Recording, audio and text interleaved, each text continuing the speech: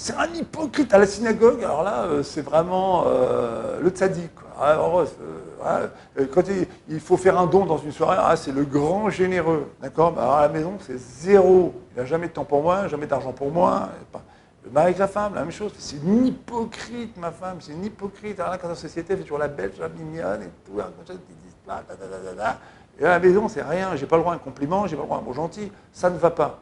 C'est de l'hypocrisie. Bon. En hébreu, tsavoua. Enfin, ça se rapproche de colorier. En fait, on colorie pas mal notre existence.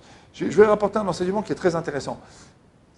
Nos sages nous enseignent que c'est bien, à la fin de la Hamida, c'est la prière qu'on récite 3 fois par jour, les pieds joints silencieusement, à la fin on doit dire un verset qui commence par la première lettre de notre prénom en hébreu et qui se termine par la dernière lettre de notre prénom en hébreu. Vous savez pourquoi? C'est parce qu'au jour du jugement, en fait, il faut qu'on se rappelle de notre prénom. Mais moi, je m'appelle Mordechai, c'est sûr que je vais me parler de moi. Ma femme m'appelle Mordechai, des copains m'appellent Mordechai. Évidemment que je sais que je m'appelle Mordechai. Eh ben non, parce que je veux dire pourquoi.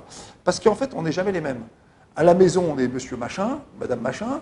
Au supermarché, on est monsieur machin, madame machin. À la synagogue, on est monsieur, madame machin. Au Beth Midrash, on est monsieur, madame machin. Au travail, c'est monsieur, machin. On a plein de visages. En fait, on ne sait pas trop qui on est. D'accord? Alors, dans le couple, c'est terrible. Parce que le mari fait ses comptes. Il dit, la femme, quand elle sort, c'est une star, mais à la maison, c'est la reine du truc. Et la femme, elle dit, qu'est-ce qu'il veut? Il faut que je lui fasse quoi? Chanel, machin, pour lui faire plaisir. D'accord? Et alors, la femme n'est pas toujours la même, et le mari n'est pas toujours le même. Alors, je vais vous dire un grand secret, d'accord? Mais vous me promettez de ne pas le répéter. Hein. Attention, vous ne répétez pas ce que je suis en train de vous dire. Dans le Rambam, dans Maïmonide, c'est écrit qu'il faut respecter sa femme, il faut respecter son mari. Le mari doit respecter la femme plus qu'il ne respecte son corps, c'est-à-dire qu'il doit donner du respect au-delà même de ses propres repères.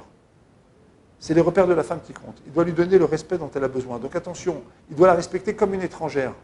Donc il doit la respecter. Il ne doit pas regarder finalement comment elle se comporte là, ou comment elle se comporte ailleurs. Comme si c'était une étrangère. D'accord? Donc il ne doit pas les juger. Elle a plusieurs attitudes dans plusieurs forums. Il va la respecter et il va lui donner de la considération en fonction de ses repères, de ce dont elle a besoin. C'est comme ça qu'on respecte quelqu'un. On ne va pas le juger. On ne va pas dire qu'il est hypocrite. C'est normal que cette personne ait plusieurs visages. Mais moi, je vais lui donner beaucoup de respect pour lui apprendre à, précisément, être plus cohérente avec moi. La même chose. La femme, elle doit respecter le mari trop. Comme ça, c'est marqué dans le Rambam. Biotermidaï, trop. D'accord? C'est-à-dire qu'elle ne doit pas le respecter en fonction de ce qu'elle voit à la maison ou de ce qu'elle voit au travail, etc. Elle doit le respecter en fonction du respect qui lui est manifesté par les autres, comme si elle avait un étranger devant elle. D'accord? Alors, il faut savoir que ce reproche de l'hypocrisie, en vérité, il est tout simplement souvent une inadaptation au fait que la personne, évidemment, qu'elle doit s'adapter, elle, à ces situations-là. Donc, elle s'adapte, c'est normal. D'accord? On lui dit, t'es un hypocrite. Non, t'es pas hypocrite, c'est normal, tu sais t'adapter.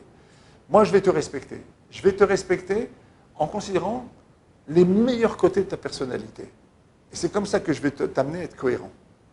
Le respect qu'on donne à l'autre, il faut d'abord commencer par donner ce à quoi on aspire. Vous voulez du respect, commencez par en donner. Mais sachez une chose, le respect qu'on donne à quelqu'un, c'est ce qui va lui permettre d'être cohérent. C'est-à-dire que cette personne qui est tellement bien à l'extérieur, elle sera aussi très bien à l'intérieur. Parce que vous allez lui donner du respect. Le respect, c'est ce qui amène la cohérence. D'accord? Donc quand vous êtes sur le reproche de l'hypocrisie, rappelez-vous bien que les gens ne sont pas si hypocrites que ça. Vos conjoints ne sont pas si hypocrites que ça dans l'ensemble. En vérité, ils s'adaptent. Aidez-les à se réunifier en leur donnant du respect, en leur expliquant que vous allez tout le temps les respecter, et que vous leur demandez précisément, par ce respect-là, d'accéder à une certaine cohérence. À bientôt.